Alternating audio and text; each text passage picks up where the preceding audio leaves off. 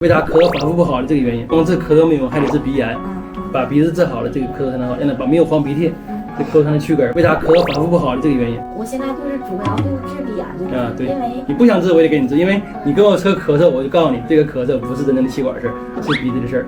咳嗽是因为鼻子得鼻炎的根本原因是体质弱。就是你第一步把咳嗽治好，同时就鼻炎好了，孩子不流鼻涕了，不咳之后，一定得再调1-2次，甚至至少调1次体质变强。变强之后就不用吃药了，干什么？立刻进入到强化体质锻炼阶段。就我的门诊所有的孩子，我告诉你，必须强化锻炼。